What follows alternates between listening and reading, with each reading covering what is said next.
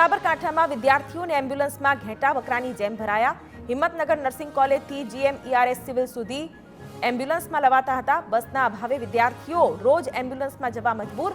જો કોઈ દુર્ઘટના બનશે તો જવાબદાર કોણ એ સવાલ। સુરતમાં તાપી નદીના તટ પર રામનાથ ઘેલા મહાદેવ મંદિરમાં અનોખી પ્રથા। ભગવાન શિવને જીવતા કરચલા ચઢાવવાની છે પરંપરા। દર પોષ મહિનાની વદ 11 ચઢાવાય છે કરચલા। રોગ પીડિત લોકો રાખે છે જીવતા કરચલાની બાધા।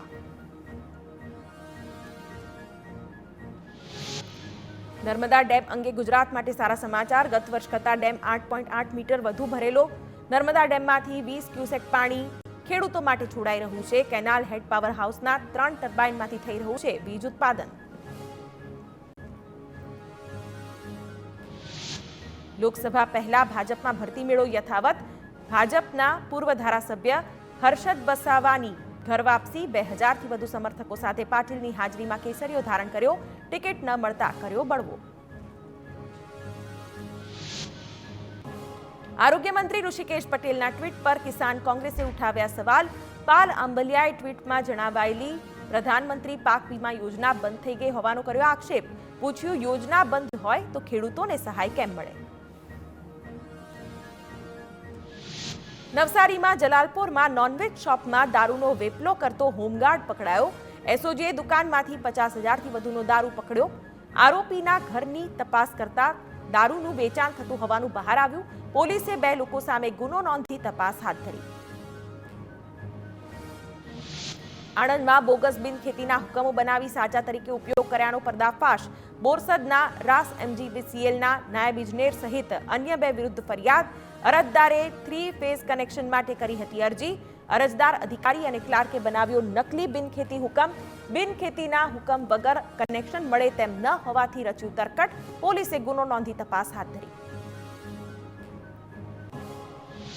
વલસાડમાં વાપી હાઈવે પર પેટ શોપમાં તસ્કરો ત્રાટક્યા। 50,000થી વધુ રોકડા અને 2 મોબાઈલની કરી ચોરી। બારીમાંથી તસ્કરોએ શોપમાં કર્યો પ્રવેશ। પોલીસે ગુનો નોંધી તપાસ હાથ ધરી। રાજકોટના વિંછિયાના રાજપરા મોટા મઢ મંદિરમાં ચોરી મામલે 2 આરોપીની ધરપકડ। વિંછિયા પોલીસે મહિલા અને પુરુષની કરી ધરપકડ। બંને આરોપી સીસીટીવીમાં થયા હતા કેદ। મંદિરમાં ચાંદીના 76ની થઈ હતી ચોરી। બોટાદ RPF રેલવે પોલીસે ડીઝલ ચોરી કૌભાંડનો GRD જવાન સહિત 8 લોકોને પકડ્યા। અગાઉ પોલીસે 4 આરોપીઓની કરી હતી ધરપકડ। આરોપીઓ પાસેથી 3100 લીટર ડીઝલ સહિત વાહનો કબજે કર્યા હતા। સમગ્ર કૌભાંડમાં GRD જવાનની મુખ્ય ભૂમિકા સામે આવી હતી। વડોદરા જિલ્લા પુરવઠા વિભાગની કામગીરી પર ઉઠ્યા સવાલ। માંજલપુરમાં ગેસ રિફિલિંગનું કૌભાંડ પકડાયું। રહેણાંક વિસ્તારોમાં સુરક્ષા વગર ચાલી રહ્યું છે કામ। જો કોઈ ઘટના બનશે તો જવાબદાર કોણ એ સવાલ। TV9ના વિડીયોનું પુષ્ટિ નથી કરતું। વડોદરા SOG હોસ્પિટલમાં પાસાનો આરોપી થયો ફરાર। અમદાવાદના 35 વર્ષીય આરોપીને લવાયો હતો વડોદરા। શારીરિક તકલીફ થતા SOG હોસ્પિટલમાં વોર્ડ નંબર 13માં કરાયો હતો દાખલ। રાત્રિ દરમિયાન પોલીસ કર્મચારીને થાપ આપીને થયો હતો ફરાર। પોલીસ કર્મચારીઓ સામે સવાલ। રાજકોટમાં ગુજસી ટોકના આરોપીના રેગ્યુલર જામીન મંજૂર। ગોંડલ યુદ્ધ એજ કલ્યાણ ગ્રુપનો ફાઉન્ડર છે આરોપી। ધાક ધમકી સહિતના ગુનામાં છે સંડોવણી। ગુજરાત હાઈકોર્ટે નિખિલ ડોંગાને રેગ્યુલર જામીન પર છોડાવવાનો કર્યો હુકમ।